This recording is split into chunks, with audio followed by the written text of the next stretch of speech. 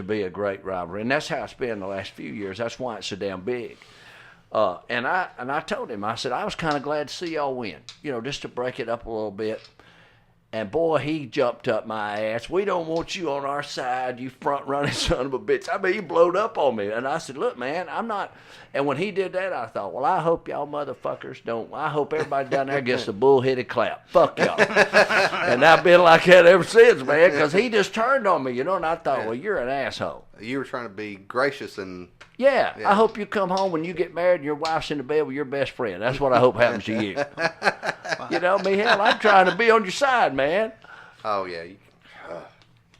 Well, a lot of people can't take that. And there's Alabama fans that way, too. There's some asshole Alabama fans. I understand that. Oh, man. Well, I think on all teams. Yeah. All teams.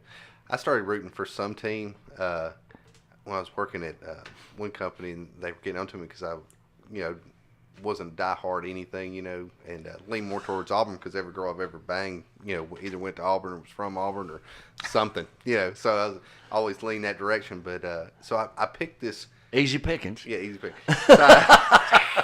So I picked this.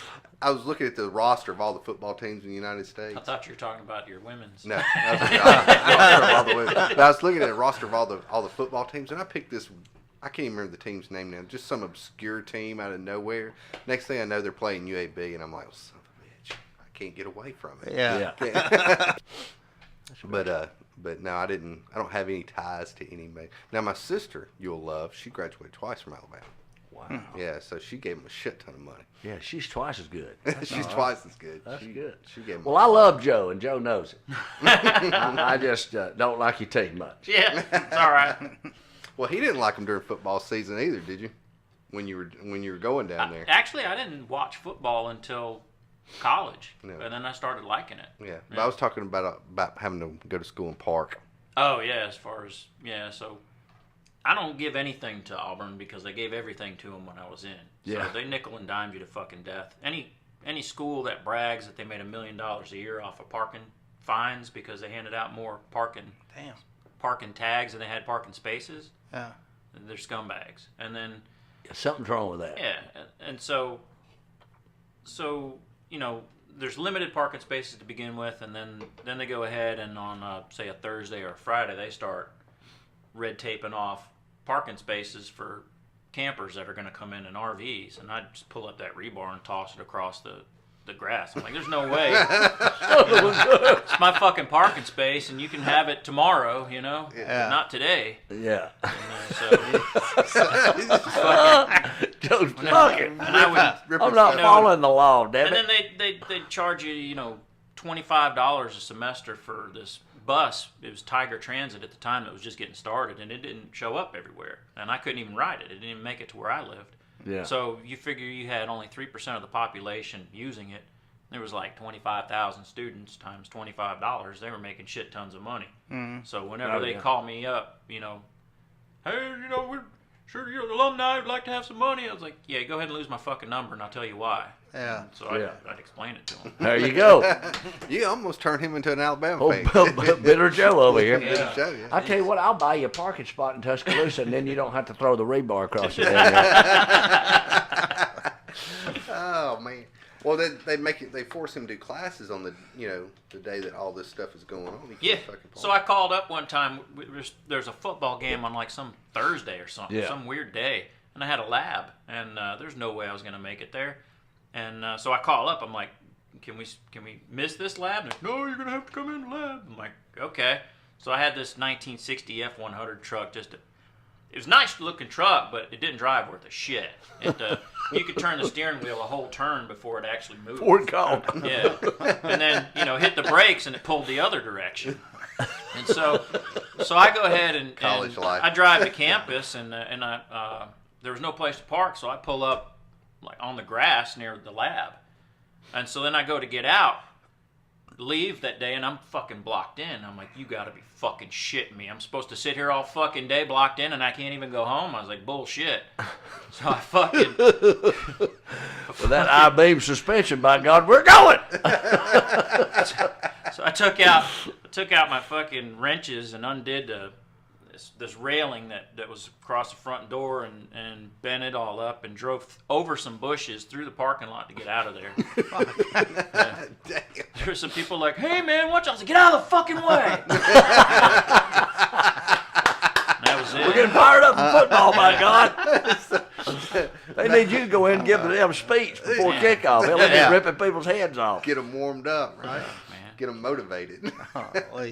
That would have been funny to make it on national television. That would be about the time the cameraman's walking by and he just has to get a good disgruntled Auburn fan. I mean, they are raking you over the coals for, let me pay a lab fee, and we're sharing lab equipment because they didn't even buy shit with the money you gave them. And I got to deal with the fucking football crowd, and none of that money gets funneled over to us. And I guess, it kind of goes back to what I was saying when you were talking about the profits that these schools made. Man, could you imagine you could build 2 beautiful parking decks for what they make? Absolutely. I mean, I'm talking about have them that are completely engineered correctly, where multiple entries, multiple exits. So it's not just a ant line coming out. I mean, they could honestly, put up a couple of nice places and make it look good. I'm not just saying it's just some ugly concrete. They could make it look as ornate as they do the rest of the campus. Well, you know why they don't do that? Because they're making $1 million a year off of parking tickets. Well, yeah, that's it. You can build a condo over here. It's going to pay you year round. This parking structure is only going to pay you during football season. Because if you go in the off season, nobody's going to park in that. Well, could you use it for students during the off season then? Yeah, but you couldn't elevate the parking money that you're going to elevate it on game day. You can get $50 a damn car on game day. You can't do that during the week. Right. Well, I mean, hell, they do that already anyway, right? Oh, yeah, they elevate it. Yeah, I mean, when we were going regular, when we had our tickets and we would go and not sell them, we would buy a parking pass for $150. And it would get you in a parking structure, just a parking lot, where you could set up and tailgate, and it was only season ticket holders. So a lot of people like that because you don't have to park by some irate asshole from LSU that's cooking crawfish and smells like corn dogs, and you don't have to spend a day with him. You're in there with Alabama people. Okay. You know what I'm saying? Okay. So it's $150 for that, and then if you get the seat backs put on it's $80 for that. What is that? It's like the padded seat with the back, and they'll mount it and that's good for a couple things because it's extra wide. So this fat ass sitting over here beside you that's got big old hams on her ass, she's not in your damn lap because she can't encroach over on that chair. That chair is kind of blocking her a little bit. I got you. So when we were going, we'd invest into that. Okay. And people won't steal that seat. A lot of times they'll just sit down. We'll sit down till some son of a bitch comes. They won't sit down in that seat because they know you're coming because you paid the money. So it's good to have. But like you said, it's a money grab. It's just more money and just keep handing me money. So we don't do that anymore. We don't buy the parking pass or padded seats because we don't go. Right. I just sell the tickets and make a little extra on them. And there you go. And I'm all right with that. There you go. Nothing wrong with that. Pays your cable bill. Hell yeah. That's awesome. Joe. I mean, Dave, you're sitting on it all quiet, man. Dave looks like little hamsters running in my head up there. Dave came in very solemn today because apparently he went out last night, and I said he was my little water. Yeah, he's drinking his little water. I said, Yeah, I told him. that. I said, You're I asked usually him if doing he was, math by now. Yeah, I asked him if he was out chasing pussy, and he said no, he brought it with him. I said, oh, so you were dragging it. No, we just went out. We just had a few drinks. That's it. I'm just New girlfriend? Slow and no, she's just a friend. That's it. No. Is he good looking? I just came in, just kind of licking my wounds a little bit. It was just, I had a little much, but no, I'm fine overall.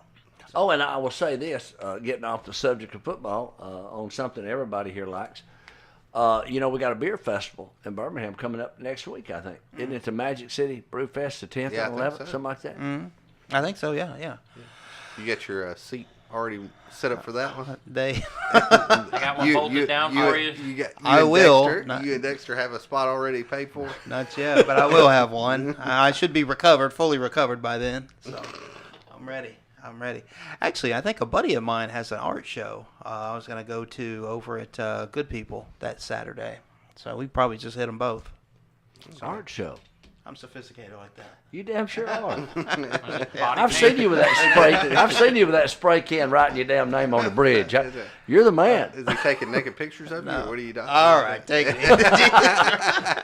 No, this is supposed to be a good art show, to support a cause. So I'm going to go out there. Well, I say that because I won't mention them because they're somebody around this part of town will know who it is. So I'll hide the names for to save people's reputations. Huh. So I did some work in the '90s for a radio personality, and this radio personality was a fairly free spirit, and I did. It's a female, and I did. I won't say the name, and I know who you're talking about. And it's Yeah. I think you and I discussed. I used to work and kind of with them a little bit. Yeah. So her husband had me doing some stuff over at one of their properties, and so when I went to go get paid, me and this other girl were going to go to Key West, Florida.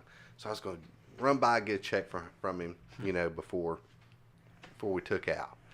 Well, I go in this little office. They had like a 3-story house. It was a beautiful old house in Birmingham. So I went down, and I'm in his office. I'm standing there, and he was kind of an odd fella anyway. He was, I never could quite get a grasp on his angle where he was coming from sometimes.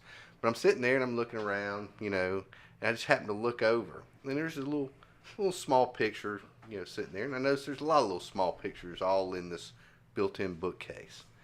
Well, I got to noticing what those pictures were, and they were naked pictures of him and her. That is sweet. And this guy's not like a gym guy, you know what I'm saying? It's not like he's like some Adonis. It looks like He's homeless looking. Yeah, he's homeless looking.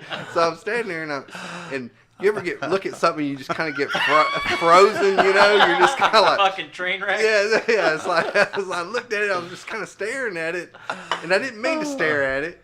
And then he goes, "Yeah, I got those." And then he spoke up on it, which really made it awkward, because it's a picture of him, and he's standing in a window, right? Very artistically done, but it's his back's to the camera. He's butt naked, and he looked like something you'd see at a damn, nursing home, His ass looked like a bag of hammers. Yeah, I was like, and I just didn't know what to say. And then I looked over, and then his wife, she was a robust lady, and to say it nicely, and she sprawled out across this grand piano. Oh, Lord. And I'm just like, And the legs are bowed. yeah. And I was just like, Were these black and white? some were color, but they were. He goes, and so anyway, he just goes on about how his buddy, who's an artist, had taken all these pictures for him, and I'm just like, so apparently they were swingers. I'm sure. I'm that's my assumption. Huh. And but yeah, neither one of them were any that you'd go buy a magazine to take a look at in the '90s, But man, Most of that swinging stuff, though, all them people are very unattractive. it's amazing. Yeah, it's not what they make the pornos about. No. I can tell you that the art show I'm going to is not going to be like that. I'll tell you that. And it's, I know one of the guys. It's a lot of abstract art and stuff like that. So it's not. Drawn with his little pencils. Yeah, with little pencils and little paint. But I don't know that there will be many nude elderly people In their wheelchairs. In their wheelchair. So, Well, he was standing. That's on that particular picture oh, I saw. okay. In any position. I don't know that they'll be there. In front of a walker. In front of the that might have been true. Oh, that's why when you said you were doing artwork, that's the first thing that come to mind. A naked old man? So, Joe, I got to ask Joe, he's sitting over here real quiet. He's like that child at the small table when you're eating, but he won't say a whole lot. But now, so how many naked pictures have you taken? Of myself? Yeah. What's that? I'm trying to get Joe to get involved. Well, here's the thing. I doubt there's any incriminating evidence of Joe because he doesn't even like to use his fucking name. Right. He doesn't even have a social media account. When his last girlfriend posted a picture of him, I'm surprised he didn't lose his mind. Yeah. There probably hadn't been a naked picture of Joe since he was a baby. Yeah. You Google me, you'll find an old address from Auburn, and that's about it. I'm surprised you didn't put a picture, like you did put a picture of my dog up for the flyer. You put some anonymous, like a silhouette of Joe. Yeah. Well, that was my ribbing at Joe. You know, it was like, oh, opportunity. Yeah, exactly. So now he's famous on there. But his last girlfriend, your last girlfriend, posted a lot of pictures of you. Yeah. Yeah. So I just don't think she used my name. Yeah, it's all over though. So you don't have a girlfriend today? No. Okay, that's probably not a bad thing. Yeah. Yeah. For her. Yeah. Gave her some space. Yeah. Yeah. Well, chime in, Joe. You're all quiet. Tell us. He I is don't know. quiet. Maybe the football threw me off. I don't know. Yeah. Yeah. Well, we can talk about porn and other stuff. That's better for you. Yeah. Sweet porn. I mean, now, the Southern, well, I'll go ahead and say it because it's out there. It's not like I'm releasing something. We were talking last week about Southern Mama, the guy that got the internet sensation thing, sitting on the front porch smoking a cigarette, talking like a Southern Mama.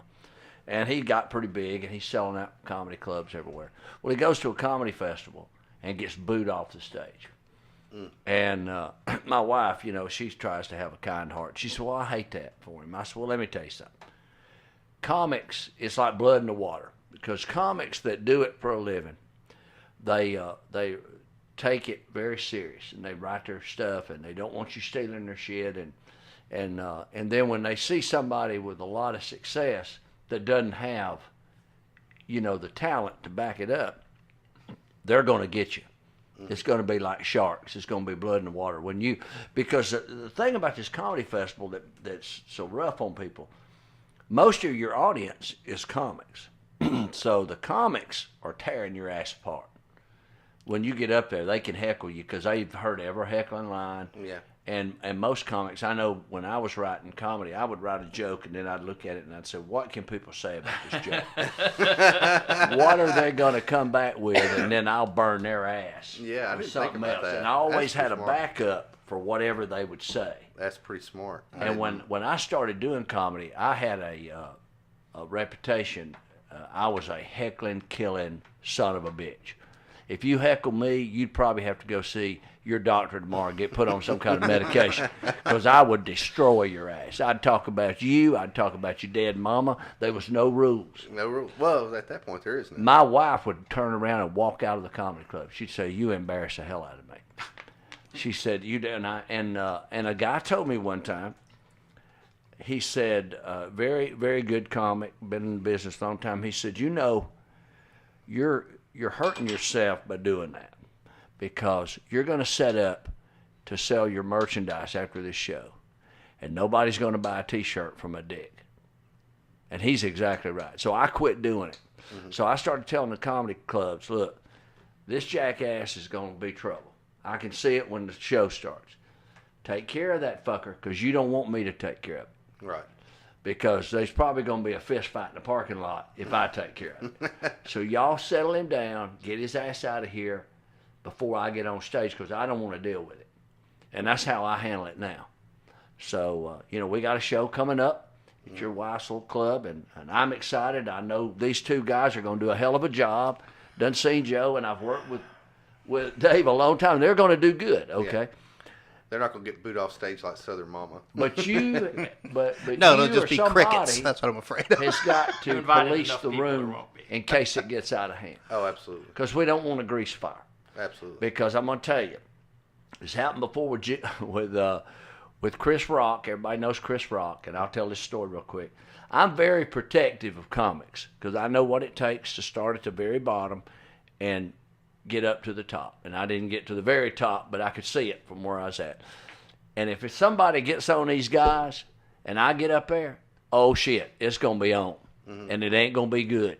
And they probably won't come back to your wife's club ever again. Might not even come down the street. It's going to be that bad. But I was working in Jacksonville, Florida, and it was during the Super Bowl 39.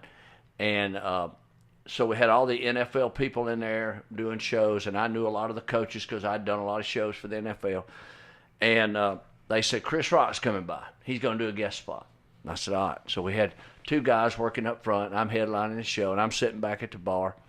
So Chris Rock comes through the little exit door, and the plan was after the opening act, feature act, he's going to go up and do 20 minutes, and I go up and do 35, 40 and close the show out. Mm-hmm.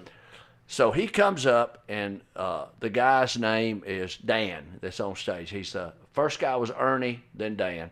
So Ernie does his little bit. Dan gets up there. He's feature act. Dan's about 8 minutes in the show. Chris Rock comes through the side door, walks up on stage. No introduction. Walks on stage, goes in front of Dan, takes the microphone away from him, stood in front of him, starts talking. Total disrespect. Mm. Well, my asshole fell to the floor. I didn't like that. So he gets up there, grabbing his crotch, cussing, telling Jacksonville that this town sucks. I don't know how y'all got a damn comedy club. So Jacksonville is booing his ass. They don't like him because he's done, I've done come in your house and told you your fucking kids are ugly. Right. You don't do that. So he gets off stage and he leaves and I get on stage. And I walk up there and I'm pissed off. And I said, hey, y'all give it up for Ernie. He did a good job. And give it up for Dan. And I don't know who that last motherfucker was. Because I'm not going to say his name because he don't deserve it. Right. And I said, y'all give me 20 minutes, y'all won't know who that motherfucker was either. And I got a standing ovation after that show. There you go. So don't disrespect comics because that stupid little ghetto ass started out just like I did and just like everybody did. Don't get bigger than the game. Absolutely. So if they do that to y'all, I'll probably go to jail that night. So get ready for that, because hell, I got bail money. Well, tell me, I don't anticipate any issues. Tell me the best incident you've had so far though, before or after an event. You know what I'm saying? The best that he heckled, something that he something that just went awry after. I was in Dothan, and there was a club down there. It was a little old redneck joint. It's called Cowboys, and we did a one-nighter down there. It was a comedy zone, and there was a little Mexican girl that kept talking during the damn show. And I asked him, I said, look, you got to get her settled down because she's sitting close to the stage. If I get up there, I'm going to blister her little ass, Don't let me do it. Please don't let me do it. Well, they wouldn't talk to her. They didn't say nothing. So she keeps on, and, brother, I get up there, and I busted her ass. I'm talking about I had her crying at her table. So the show's over, and the plan was I was going to spend the night in Dothan, drive home tomorrow. I'm set up to sell my merchandise, and this bitch comes across the table like WWE, brother. She's talking some kind of crazy shit. She's hollering fucking Spanish shit like plate very hot, shit like that. And she comes,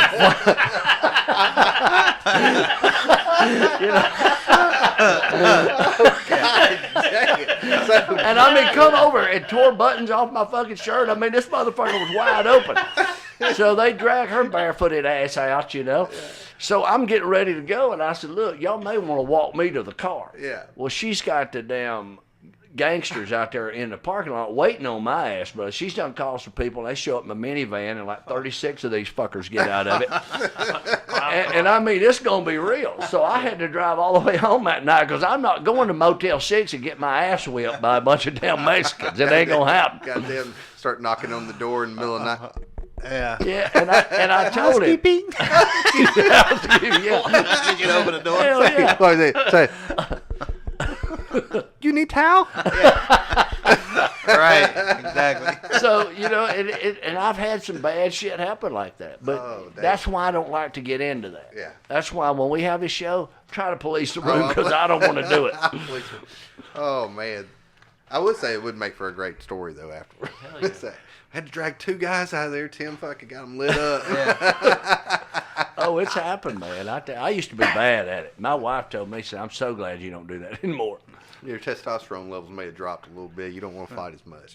But, and because I had some old gal at the Stardome one night messing with me. And I said, look, ma'am, I'm trying to work. You're sitting there running your dick sucker, and I'm trying to work. I said, I don't come to your job and knock the dick out of your mouth. So let me do my job. Yeah. Well, it'd be interesting to see how you two handle any heckling, though. Yeah. And it's not that I want you to get heckled, but it's just like Dave had a little moment with that one guy on that last event where Chris? Yeah. And you're like, easy. Yeah. Yeah. But I know him. Yeah. Tim don't know him, so I think it bothered him a lot more than he still eat up over that. I'm not really eat up over it, but it's a respect thing. You don't go. You don't go to a funeral home and tell dick jokes. I mean, you just don't. Yeah. When you're at a setting, and I know people will say, well, man, I'm just trying to help. Yeah. You know, I was just trying to help. Well, I'll Help tell you what? what, come to my house tomorrow and cut my fucking grass if you want to help. Because I got this shit. You know, I'm a 20-year veteran of this shit. I got this shit. I don't need your fucking help. Thank you. I think Joe will be on and off pretty quick. You won't have to worry about. You'll be focused. He's not going to be on and off quick. I expect Joe to do at least 35 minutes. I didn't have 35 minutes last time. I'm going to have it this time. Well, I'll tell you, like Bruce Ayers told me, you know, when I had like 7 minutes and I had done 2 open mics, and Bruce calls me and said, look, you're opening up tonight on the big stage. I'm like, oh, shit. And he said, you need to do 12 to 15 minutes. I said, Bruce, I don't have but 7 minutes. And he said, well, you got about a fucking hour to find it. Yeah, that's right. So, you know, and I just messed with the crowd, and I did 12 minutes, and everything's been fine since then, and you'll do fine. Both of y'all guys, let me tell you, I've seen some bad comics. I've seen some comics that after the show, you ought to put them to sleep. Take them to the damn Red Barn, pay $35, and have that motherfucker put to sleep. I mean, terrible. These guys are so much better than that. Oh, I mean, agree. I know they are. That's why I was giving Joe a hard time about being on and off. Yeah, because ever since I saw my face on the flyer, now I'm nervous. Because that made it real. Yeah, I was like, shit, now these motherfuckers think they're funny. You know, before it was just amateur night and nobody expected anything. So, yeah. But see, Now I you know, think you're funny I know now, you huh? can do it. I know you can do it. I know this guy can do it. 'Cause Yeah. I've worked with him enough. I had a friend of mine. His name's Mike. I'm not gonna say his last name. He's so funny. He'd come to a party over here, and he'd have every sumbitch in this house rocking. I mean, he is super funny. Yeah. And the guy was standing over there with me one night, and I'd been doing comedy 3 or 4 years. He said, I believe that fucker could do it. I said, he couldn't do it. His confidence gets shaken too quick. I Right. said, I can prove to you he can't do it. He's in the middle of a story, doing really good. And I knew where the story was going, so at the end of it, as soon as he got done and he was ready to go into another story, I said, hey, Mike, for the next 5 minutes, be funny. The motherfucker seized up, couldn't speak, walked off. Damn. That was during the show? No, he's just at a In front of party. people, yeah. He's just at a party being funny. Holy Well, when shit. you know himself, the yeah. damn lights are on and you got to be fucking funny, now can you be funny? Yeah. Yeah. See, And I knew he couldn't. Yeah, I know I can't. I don't. Now, he could sit in a car with 4 people and you'd run off the damn road. He's so funny. See, and to me, I think that's my strong suit. I'm funny with the guys like this. I'm nervous. I'm Now, nervous. I will about tell you this: if I had not seen you MC, maybe I would agree with you. But I've seen you MC, so Yeah, you can't- look comfortable on can't- stage. You can't use that argument with me. Both of you guys got one thing that you need. You got stage presence. Yeah. And both of y'all have that. The rest of it, you can make that up. Well, I guess if you were nervous when you were emceeing and you didn't show it, that's all you need. I don't think I did. No. And this is something I told. I've had interviews on radio and stuff, and I tell this story. When I was a kid, the biggest fear I had, and maybe y'all had this, if you're in school and they call you up front to make you come up there and do a math problem, or get up there and read out of a book or something, boy, I would just be petrified. I thought, oh fuck, don't call on me. I'd try to melt into the background. Didn't want to be called on. So when I got in the comedy business, I realized the difference is they don't have a book. They don't have the book open. They don't know the answer to that math problem that you can't figure out. They don't know it. So if you fuck up, they don't know you have. Right. So they don't have the book. Yeah. So don't let that bother you, because if you mess up, it might make it look like you meant to mess up. I mean, and they'll think, boy, that's brilliant. You know, that looked good. Yeah. Because every show I do, I fuck up every show I do. Yeah. I was scared of public speaking until I started sleeping with my college professor that was teaching the class. She was And he pretty got hot. you over it. Yeah, he got Yeah. me over it. Quick. No, she got me over it quick, though. It was fun. Really? Yeah. It was awesome. I got an A in that class. Wow. I'll be Built there. my confidence.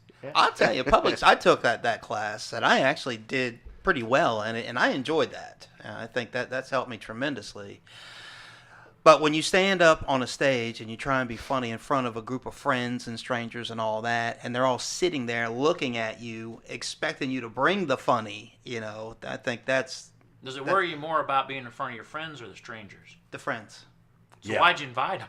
You said you invited shit tons of them, right? Not shit tons. I mean, I told everybody, don't tell anybody There's at a work. shit ton coming. I didn't want the people from work to come. Those are the only ones. Oh, you Well- don't work there no more. Fuck 'em. I know. Well, but- I don't know where we're going to park that bus that they're bringing. Damn.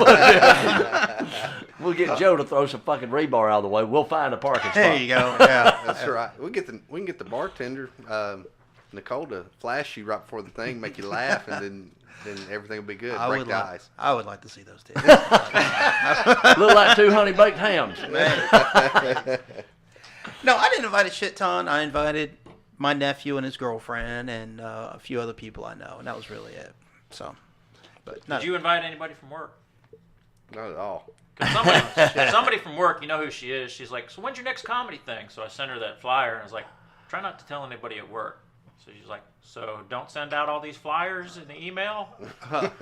Mass email. But I'm going to tell you, the best thing could happen is this place to be full.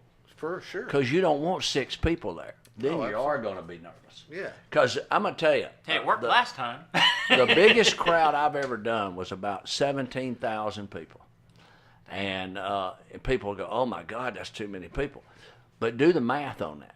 If you can get 50% of that crowd laughing, that's a lot of damn people laughing. Absolutely. 50% of 6 people laughing ain't much. And you can't focus on might a group catch of the people. rest of You're them. not Yeah. focusing on 2 or 3 people because there's so many people. It just, Yeah. you know, just all melts pretty much. And you're going to get, I'm telling you, if this thing is full, I expect it to be full. Because when we did the show for $10, we were, 6 seats short of having a full house. Yeah. Free's going to bring people in. And now that they know you're coming, and a few people know it, they're coming. Your guys, 1 or 2 that you told about, is coming. And I know you're pushing the hell out of it. Yeah. I've got some people coming. Yeah. And you're going to have the regular bar people that'll walk up there and take a look at it because it doesn't cost you anything. Yeah, absolutely. Was the amateur night, was there a cover on that or no? No. That didn't get pushed the way it should have got pushed. Now I'll take a lot of the heat on that one, but I had a lot going on at that point. It's a good thing it didn't, though, because it got delayed an hour. Otherwise, I'd have been fucked. I didn't spent the last hour cramming just before it. I was like, oh, shit, this guy's got 20 minutes of what? And he had one joke, and I don't know what book he got it out of. It's like, you're going down, motherfucker. I'm like, oh, I just fucked up. Chris, can I get out of this now? Going down. Well, maybe it's the divine intervention. Things happen for a reason. Yeah. I promise It you, worked I out think perfect. this show's going to be so good, I'll have problem following these guys. That's how bad the show. I'm telling you, I tell you No. what, it's going to be that good. not that I think it's going to be a problem, but I almost hope it is because I want I want these guys to be that confident in what's going on. I really do. And they don't have a light. Don't. Here's what I tell everybody: if you don't have a light, That means your time limit? Yeah, don't bail early. Okay, before the show, come to me, come to him, and say, "Look, I'm going to try to do 20 minutes." That don't mean you have to do 20 minutes, but at least try to do 20 minutes. Now, if you can do 35, that's great. You can go over, just don't go under. You know what I'm saying? So now your first time, I would say a reasonable time, at least 15 minutes. At least. Try to do 25. Try to do 30. Y'all do as much time as you want. We're going to do an hour and a half show. I'll cover the rest of it. If y'all do an hour, I'll do 30. If you do an hour and 20 minutes, I'll do 10 minutes. I mean, I'll do whatever's left. That's what I'll do. Because they're not there to see me. It's important for y'all to get the time. I don't need the time. You know, I'm just there to hold the damn show together. I'm the mayonnaise to make the shit stick together. That's all I am. You got an extra one of those in there? for You know I do, bro. You've been eyeballing that thing That's for a good all right. 30 minutes. Let's go ahead and do that. No, thank you. So I guess we were talking about shirts, and I saw it online. As soon as I saw it, I had to have it. I guess I was a little bitter at the time. I had a bad breakup, and so I'm wearing this shirt through Walmart, and front of it says, you know, I like my women like I like my coffee. And this group of black women were walking by, and they go, ooh, I bet it says hot and black. I bet it says hot and black. And they saw the back of it, and they went, ooh, and it says ground up and in the freezer. Fucking awesome shirt, man. That is good. Yeah. I thought I was going to say without another man's dick in it. Either one would work. Yeah. That'd been funny. Yeah. That's funny. So, what were you saying about that trip you're going on? You know, the Grand Canyon. Yeah, the guy was asking me, well, "You gonna have a sleeping bag, man? You're gonna have a tent?" And I was like, "Well, I wasn't gonna have a tent." But then my buddy's like, "Oh, we got to start worrying about the creepy crawlies." And he's like, yeah, man, the snake's out there. Curl up right next to you. I was like, well, I'm going to have a tent, so I'm not going to have to worry about that. Yeah, but the snakes get in a tent. I was like, if you left it unzipped, maybe, but I'm not going to have to worry about it. I'll zip it up. He's like, and if I do see a snake, I grab it by the tail and just whip it. He's like, oh, bullshit. That ain't going to kill it. I'm like, yeah, it is going to kill it. And I was like, YouTube had to have a video, and it does, and it's got it right here. Snake whipping? Yeah, let's see if it. I've never heard of that. I grew up in the either. country. Well, we're walking some canyons, and we just found a freaking big rattlesnake. And most people do not know how to kill those things when they get in a rattlesnake situation. Rattlesnake situation. Let's see if we can fast forward. See, that's something about my arm rattlesnake off. situation. Man, you're gonna have to edit this out. Yeah, I love the dead air. That's Yeah. all right. Well, It's the like funny an thing, AM radio well, station. it's the funny thing about it is you never fucking pick up a snake. I mean, get you a stick, get you whatever. I'm Yeah, gonna this shoot fucker's it. got snake boots on, so Yeah, he steps on it first. Now, what are snake boots compared to other boots? Just real thick. Real So they thick. come up a little high on you, and they're thick, so that way when they do get their fangs in, it kind of goes down instead of into the boot. So there he's got it. He's picking it up. Let me see. He's gonna kill it. He gonna whip it. First, he's going to show He'll you. whip it good. Yeah. So he kind of jerks it up and down to make him stop coiling up, Yeah. and he just whips it like a towel. That's it. It's done. You know how snakes usually writhe and stuff when you chop their head off or something? They don't when you do Whip that. it like a towel. I'll be there. Breaks its neck just right when it comes out, and you snap it back. Breaks its neck. I'm gonna try that. I'm gonna catch a copperhead and do it on my wife's ass like a towel. I bet she'd See what appreciate happens. that. Well, somebody's getting bit. You. One of the Well, two. after it was over, I'd get probably stabbed in the chest with a damn butcher knife. Yeah. Well, nice little nugget of knowledge there. That's right. Yeah, and I'm looking for snakes. I know. There you look. For I grabbed one at work by the tail. He was getting away. Oh my God, that's a great story.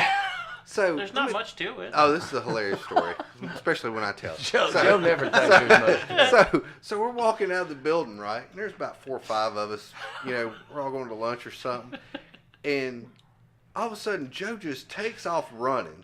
The most awkward run I've ever seen him run, by the way. He's just looking this crazy Like run. Forrest Gump. Yeah, Where the hell you going? just fucking takes off. And we're like, everybody's like, what the hell's he doing?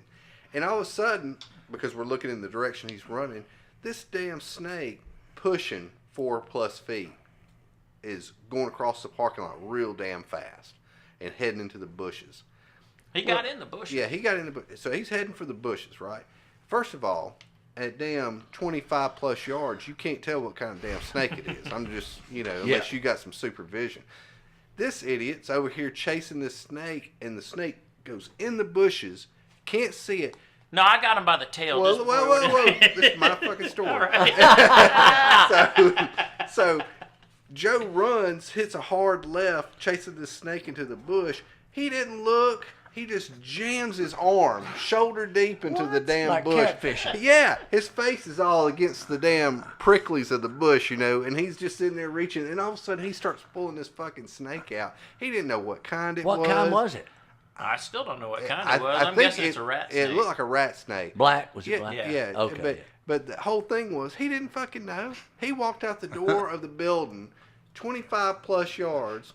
If people don't know what 25 is, that's pretty damn far. That's Yeah. a long- And he breaks stride chasing this fucking snake. But then So a crowd, when you want to look at the snake when it's coiled up on the asphalt, so they got to see some nature. Did you whip it? See some Did you whip it like a towel? He did not No, whip it like a towel. no. That's a good snake. You want to leave him alive. Yeah, but damn, we were just like, what the hell is wrong with him? That's amazing. And he didn't have any fucking, no reason why. No fear. No reason why. And it was like, everybody's like, what'd you do that for? I don't know. I like I'm animals, gonna tell you, man. I son was of a at, bitch you can eat with sticks, he gonna catch you something. I was at I was in the army, and you weren't allowed to walk on the grass at that time. It was like fucking sacred, and I think things have changed now. It's a different army now, but you couldn't touch fucking grass unless you were mowing it. That was it. And there were these squirrels that would hang around outside, and they knew we didn't fuck with them. But I liked squirrels, and I always tried to sneak up on them, and I'd get close enough, and then they'd fucking scurry away. But one time I got close to one. He had his back turned around, and I had a little manila folder in my hand, and I got so close, I poked him in the butt with the corner of that manila folder, and he turned around like, what the fuck? He didn't take off. He did after that, but he turned around to look to see what the fuck it was first. He thought he got bit. He didn't know what was going on. That's all right. I seen an old fucker one time catch a squirrel. He had it hemmed up in high school, and old redheaded guy, and he's trying to catch a squirrel, and everybody said, man, that damn squirrel is going to get you, man. And he had it cornered up, and it took him about 3 minutes to catch it and about 10 minutes to turn that son of a bitch loose, because it climbed up. It would eat his ass up. He'd throw it down and jump back on him. He'd throw it down and jump back on him. What the fuck, man? It's like, I'm trying to let you go. He was Probably got rabies out of that deal. He could, yeah. He was fighting that one.